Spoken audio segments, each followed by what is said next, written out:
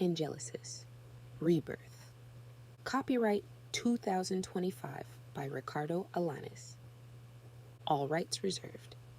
No part of this publication may be reproduced, distributed, or transmitted in any form or by any means, including photocopying, recording, or other electronic or mechanical methods, without the prior written permission of the publisher, except as permitted by U.S. copyright law. The story, all names, characters, and incidents portrayed in this production are fictitious. No identification with actual persons, living or deceased, places, buildings, and products is intended or should be inferred. Chapter 10. Mask and Mirrors. Adam's leg bounces in an erratic rhythm, heel tapping against the polished linoleum outside Principal Greaves' office. His fingers drum the arm of the plastic chair, skin feeling too tight over his knuckles, as if something beneath is trying to escape. The hallway stretches empty in both directions, leaving him alone with thoughts that skitter like trapped mice in his skull. Every few seconds, his eyes dart to the office door, its frosted glass panel revealing only shadows moving within. First day, he mutters to himself, forcing his leg to still. Just smile, nod, and blend in. He's had practice at this. New schools, new identities, new lies. This high school marks the fourth fresh start, each one necessary after what happened at the last. His mind flinches away from the memories. Like fingers from an open flame, Marcus's broken body at the bottom of the stairs in Boston, Eliza's pale face, as the ambulance lights flashed in Philadelphia, the blood pooling beneath Jamie in Chicago. All friends, all dead, all his fault. A clock ticks somewhere down the hall, each second dropping like a pebble into the silent pond of the empty corridor. Adam runs through his cover story again. Transfer student, parents' job relocation, previous school records conveniently incomplete due to administrative error. Principal Greaves had seemed to accept the documentation without question during their phone interview, her voice crisp and efficient as she arranged today's formal welcome. The office door swings open. Adam's head snaps up, body tensing instinctively for flight. The first thing he sees is a boy, tall, athletic build with a runner's grace, despite his obvious tension. Hazel gold eyes that seem to shift color in the fluorescent lighting. Dark hair falling across his forehead in a way that suggests he's been running his fingers through it in frustration. His knuckles are raw, bloodied, evidence of recent violence that makes Adam's pulse quicken with instinctive wariness. Their eyes meet for a fraction of a second. Something electric passes between them, recognition without knowledge, familiarity without memory. Adam's breath catches in his throat. "Mr. Cross," Principal Greaves said, her silver-rimmed glasses perched precisely on her nose. "Please come in." The principal's office smells of lemon cleaner and fresh paper. Bookshelves line the walls, filled with leather-bound educational tomes and carefully positioned awards. Principal Greaves gestures toward the chair opposite her desk, where Brian already sits, his posture suggesting reluctance rather than relaxation. "Thank you for coming, Mr. Cross," she says. "Given your similar schedules, Mr. Horlin here will be showing you around for the next few weeks." Brian's jaw tightens slightly, a muscle flexing beneath the skin. He clearly was not in this office voluntary. "This is Brian Horlin," she says, gesturing. "He'll be showing you around for the next few weeks, helping you acclimate to this school." Adam studies Brian with practiced casualness, noting the way he holds himself, slightly defensive, shoulders squared as if bracing for impact. "Adam," he offers, extending his hand in an introduction. Adam Cross. Brian. The other boy responds, reaching forward. Their hands connect, and the world shifts on its axis. A shock races up Adam's arm. Not static electricity, but something deeper, more visceral, like a current finding its natural circuit. The sensation travels through his chest and settles somewhere behind his sternum, a warmth that feels both foreign and strangely familiar. Their eyes lock, mutual surprise reflected in widening pupils. Both pull back simultaneously. Adam's gaze drops to Brian's hand, where a ring identical to his own gleams in the office lighting. Same band, same pattern etched into the metal. But where Adam's is white with a black feather design, Brian's is black with white. The impossibility of this coincidence threatens to crack Adam's carefully constructed facade. Thunder rumbles outside, closer now, as if responding to the energy crackling between them. Principal Greaves clears her throat, oblivious to the silent exchange. Your schedules have been aligned for the next month, she continues, shuffling papers on her desk. Mr. Horlin will show you to your classes, explain our procedures, and help you navigate the social landscape. Her eyes flick briefly to Brian's bloodied knuckles, before returning to her computer screen. Any questions? 1,000 questions flood Adam's mind, none of which he can ask. How does this boy have his ring's counterpart? Why did touching him feel like completing a circuit? No, ma'am, he manages, his casual mask slipping back into place with practiced ease. Looking forward to the guided tour? Principal Greaves nods, clearly relieved by his cooperation. Excellent. You're both dismissed to first period. Standing, Adam becomes acutely aware of Brian's presence, the heat radiating from his body, the subtle scent of soap and faded cologne, the careful distance he maintains. His throat suddenly feels desert dry, pulse thrumming visibly at the base of his neck. This proximity shouldn't affect him so strongly, yet something about Brian Horlin bypasses all his careful defenses. They exit the office together, stepping into the empty hallway where the air seems charged with potential energy. Through the windows lining the corridor, storm clouds have gathered, transforming the morning's clear sky into an ominous gray canvas. The dramatic shift in weather mirrors the upheaval in Adam's carefully ordered plans. Form no attachments. Stay invisible. Move on before anyone gets hurt. These rules have kept him alive, kept others alive, since his creation.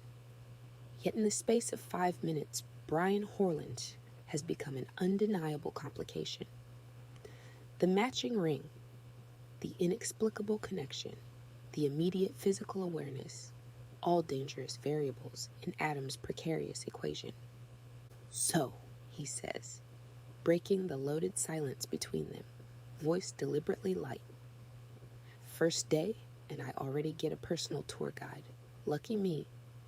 Brian's eyes, those remarkable hazel gold eyes, study him with an intensity that suggests he's seeing beneath the casual facade. Lucky might not be the word I'd choose, he responds, gesturing to his bloodied knuckles. Adam laughs, the sound startlingly genuine, even to his own ears. In that moment, he feels the first crack forming in his protective shell, a hairline fracture, in the wall he's built between himself and the world. Everyone who gets close to him ends up dead. Yet something about Brian Horlin makes him willing to risk it. As they move down the hallway, the storm outside intensifies, thunder punctuating each step like ominous percussion. Adam knows with bone-deep certainty that he's walking into dangerous territory.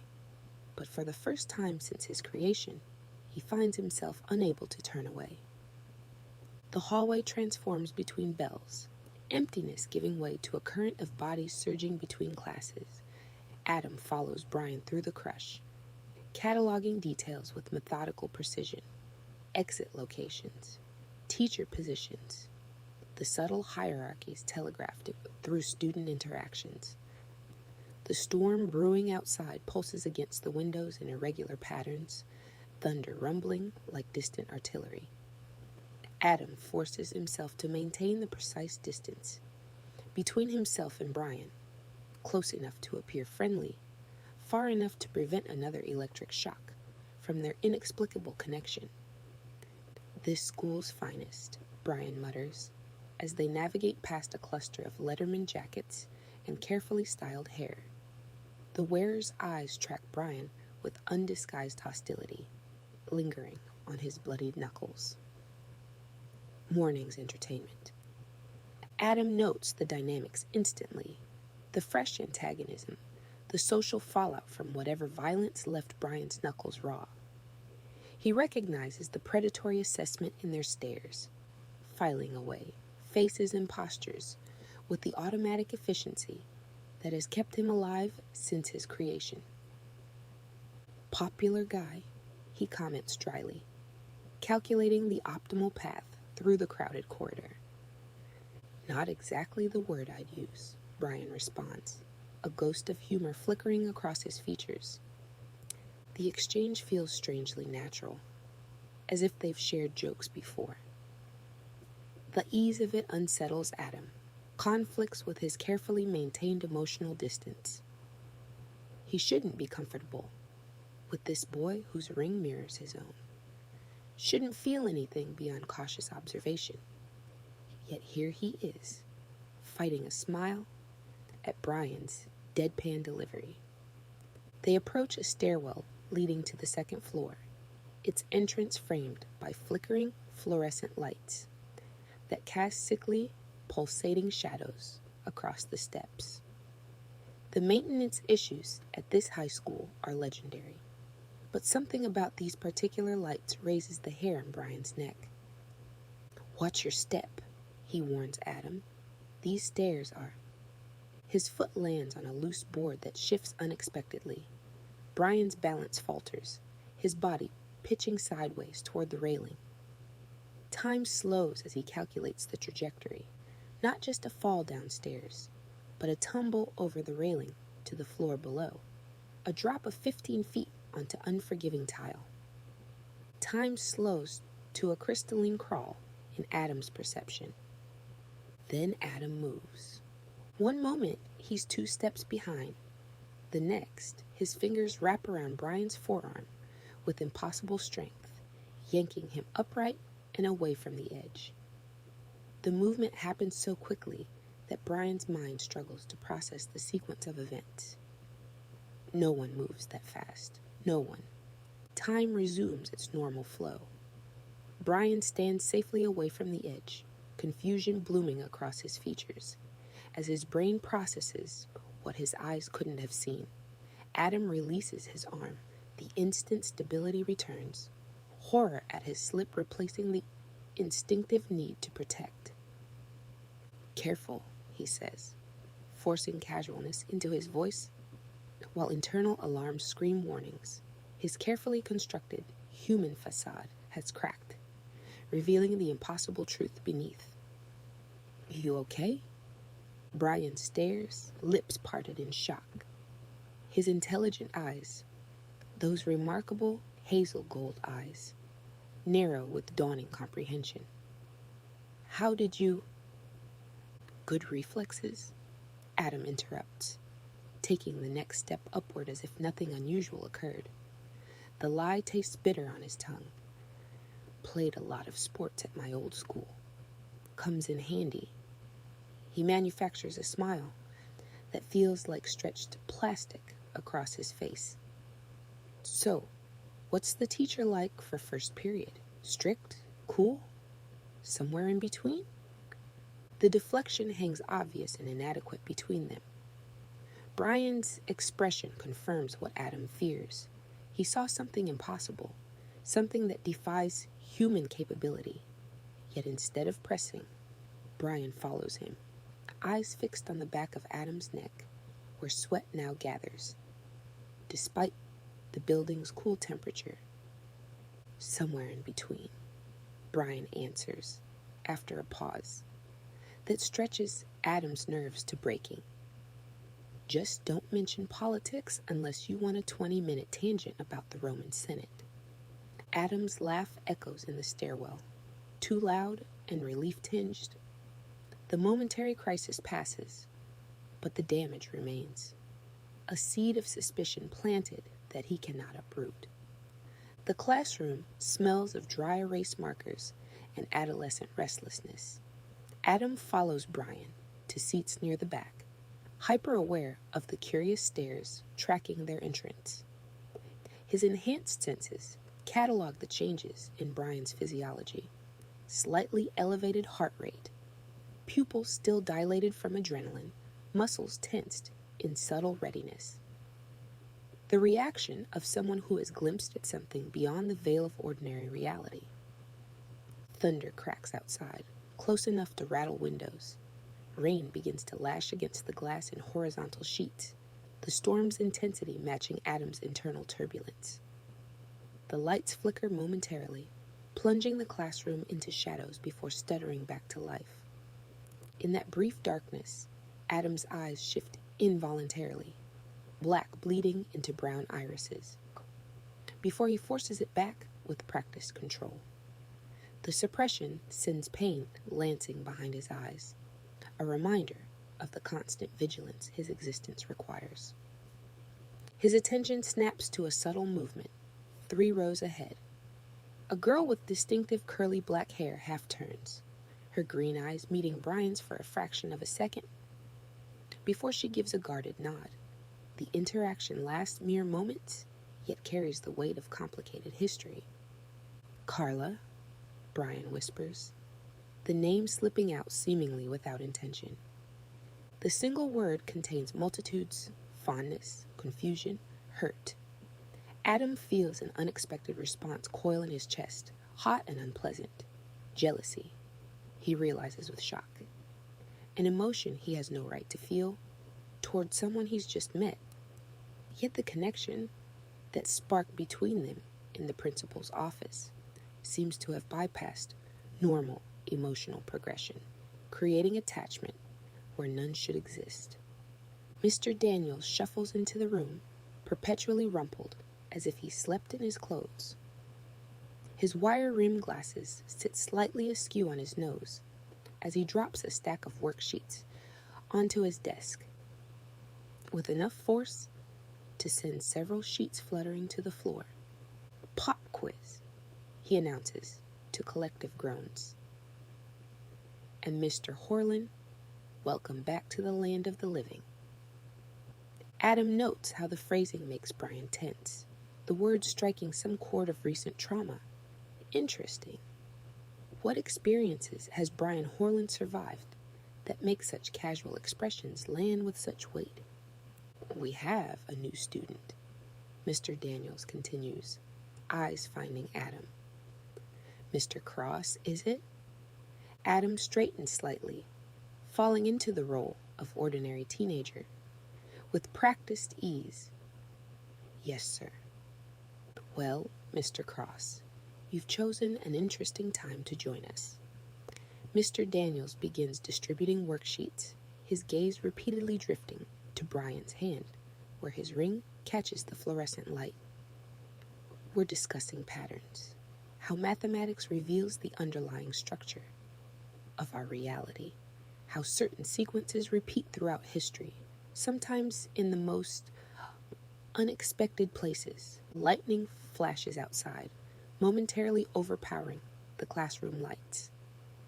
In that instant of natural darkness, Adam feels his control slip further, teeth lengthening imperceptibly behind closed lips. The storm's electrical energy calls to something primal within him, urging transformation he cannot allow. Mr. Daniels' fingers brush Brian's desk as he places the worksheet, lingering just long enough to be noticeable. Some patterns are so precise, so perfect in their repetition, that one might almost believe they were designed rather than coincidental. Wouldn't you agree, Mr. Horlin? Brian stares at the worksheet, visibly unsettled. I guess so. Mr. Daniels' eyes flick to Adam, then back to Brian. Indeed, the universe rarely allows for true coincidence. He taps Brian's paper with one finger. The locker room reeks of industrial-strength disinfectant, barely masking teenage sweat, steam from recent showers curling in spectral tendrils near the ceiling. Adam follows Brian to an empty row near the back, away from the main thoroughfare, where other boys change with varying degrees of self-consciousness. Their footsteps echo against cold concrete floors, the distant voices of other students creating an illusion of privacy in this liminal space between classes. Adam moves with careful precision, hyper-aware of Brian's proximity in this confined area where escape routes are limited and temptation to reveal more truth dangles dangerously close. You get used to the smell, Brian says, spinning his combination lock. Eventually, your nose just gives up. Adam laughs, the sound surprising him with its genuine quality. Small price for survival. He opens his assigned locker, pulling out standard issue gym clothes. His movements are efficient but calculated, a performance of humanity he's perfected through constant observation. Each gesture must appear natural while maintaining the careful barriers between himself and exposure. The narrow aisle between lockers feels suddenly confining.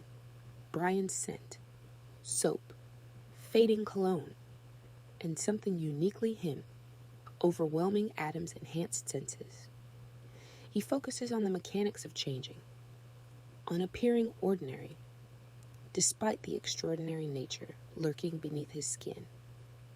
Look, Brian begins, voice dropping to ensure privacy. His shoulders square with determination, a physical manifestation of his direct approach to problems. You probably heard what Oliver was saying this morning about me. He swallows Adam's apple, bobbing nervously, before he meets Adam's gaze with remarkable steadiness. I'm gay. If that's going to be an issue for you, better to know now. The words hang between them, Brian's heart rate accelerating in a way only Adam can hear. The vulnerability in this confession, offered so directly despite obvious fear of rejection, strikes something deep within Adam, a recognition of courage he admires. Adam pauses, t-shirt half raised. Then he shrugs and continues changing, movements deliberately casual. Why would that be an issue? The simplicity of his response seems to catch Brian off guard. Some people have a problem with it, he says carefully, watching Adam's reaction with guarded hope. Some people have problems with everything. Adam pulls the shirt over his head, mussing his carefully styled hair. Relief cascades across Brian's features, tension visibly draining from his shoulders. He turns to his own locker, hiding the unexpected smile tugging at his lips, but not before Adam catches it, a genuine expression that creates an answering warmth in his chest. This connection, forming between them, defies Adam's every rule for survival. From the moment of their electric handshake in the principal's office, something fundamental has shifted, as if pieces long separated have found their counterparts. The matching rings, the inexplicable recognition, the ease of their interactions despite all impossibility, all suggest forces beyond coincidence. A commotion at the locker room entrance shatters their moment of understanding. Oliver stands in the doorway, eyes burning with undisguised hatred as they lock onto Brian. This isn't over, Horlin, he spits, voice distorted by his injuries. The gym teacher appears behind him, clapping hands for attention. "Let's go, ladies. Court in 2 minutes." In the gymnasium, fluorescent lights reflect harshly off polished hardwood. Outside, the storm has reached its full fury, rain lashing against high windows, while thunder shakes the building's foundation. Students segregate into their usual social hierarchies as the teacher wheels out a cart of red rubber balls. "Dodgeball," he announces with sadistic enthusiasm. "Montenegro, Horlin, team captains. Pick your players." Adam watches Brian's face tighten, resignation settling across his features, as Oliver's damaged face twists into a malicious grin. The teams form with predictable division, Oliver's wrestling teammates and social allies against Brian's hastily assembled group of nerds, outcasts, and Adam himself. Carla stands to the side, eventually joining Oliver's team with obvious reluctance, her eyes never meeting Brian's. The whistle blows. Rubber balls fly across the dividing line. With vicious intensity, Oliver directs his entire team to target Brian exclusively, a barrage of projectiles that requires constant vigilance to avoid. Adam stays close, his movements fluid and precise, as he deflects balls aimed at Brian's blind spots. "Thanks," Brian gasps, after a particularly narrow evasion. Lightning flashes outside, momentarily plunging the gym into stark relief. In that instant of primordial contrast, something shifts within Adam, a protective instinct that transcends his careful control. Oliver's next throw flies directly at Brian's face, the red sphere moving with bullet-like speed. Brian's reflexes aren't fast enough. The impact will be unavoidable. The building shakes with thunder as Adam moves without thought, supernatural speed unfurling once more. One moment, he stands beside Brian. The next, his hand closes around the ball inches from Brian's nose, intercepting it with impossible precision. The raw energy of the storm pulses through him, eroding his human facade like waves against sand. Without hesitation, Adam pivots and returns the throw with strength that no human should possess. The rubber projectile blurs through the air, striking Oliver directly in the temple. With a sickening thud, Oliver's eyes roll back as he crumples to the gymnasium floor, unconscious before impact. Silence descends. Adam stands frozen, horror replacing the protective rage that consumed him seconds earlier. Students stare in collective shock, none having seen exactly what happened, but all witnessing its devastating result. The gym teacher rushes to Oliver's prone form, face contorted with concern. "Someone get the nurse," he shouts. Brian's wide eyes find Adam's, shock transforming into dawning comprehension. The moment stretches between them, Brian's silent question meeting Adam's naked panic. Then something breaks within Adam, and he runs. The hallway blurs as he flees, barely maintaining human speed until he's out of sight. The bathroom door swings shut behind him with a hollow bang. Fluorescent lights flicker overhead, casting erratic shadows across cream-colored tiles as the storm interferes with the school's electrical system. Adam grips the furthest sink, fingers denting the porcelain as he struggles for control. His reflection in the spotted mirror reveals the transformation he can no longer contain. Darkness spreading through his eyes like ink in water, obliterating brown irises beneath depthless black pools. His canines lengthen painfully, pushing past normal teeth into elongated points. "No," he gasps, the word distorted by his changing mouth. "Not here, not now." The bathroom door creaks open. Adam hunches further over the sink. He can't be seen like this, not by anyone, but especially Not by Adam? Brian's voice echoes against porcelain and concrete. Are you okay? A ragged breath escapes him, half sob and half growl. Don't, he manages, voice twisted into something barely recognizable. Stay back. Brian's footsteps approach instead, concern overriding caution. What happened back there? How did you move so fast? Please, Adam whispers, the word barely audible. Just go. The footsteps continue, drawn by curiosity and something deeper, that inexplicable connection neither can explain. Let me help. Desperation forces Adam to turn, to show Brian the truth he can no longer hide. Their eyes meet, human hazel gold confronting depthless black. Brian stumbles backward, heel catching on uneven tile. One hand raises in a warding gesture, while the other finds the wall for support. Don't look at me, Adam pleads, turning away partially, one hand raised to shield his face.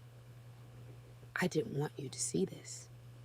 Before Brian can respond, the bathroom door flies open, with enough force to crack the ceramic tile behind it. Carla stands silhouetted in the doorway, her expression eerily calm, despite the tension radiating from her rigid posture. Her green eyes sweep the scene with cold calculation, taking in Adam's transformed face and Brian's shocked stance.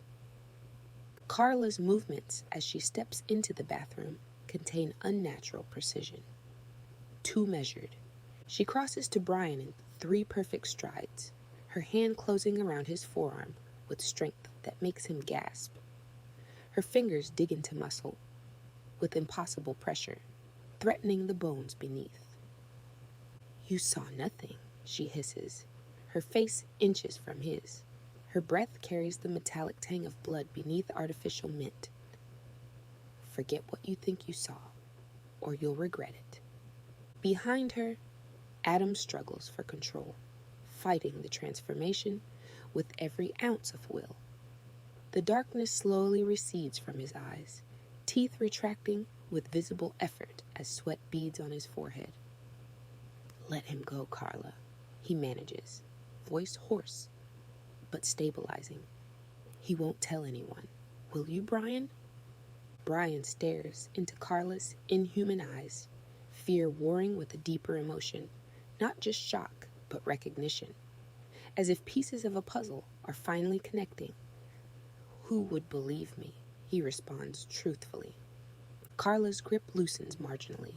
She studies his face with unnerving intensity, searching for deception. Whatever she finds satisfies her enough to release his arm, leaving fingerprint bruises already blooming beneath his skin. We need to go, she tells Adam without looking away from Brian. Now. Adam straightens, wiping sweat from his face. With a shaking hand, his features have returned to human normalcy, though the strain of maintaining control shows in the tremor of his hands. I'm sorry, he says, as Carla takes his elbow, guiding him toward the door, for all of it.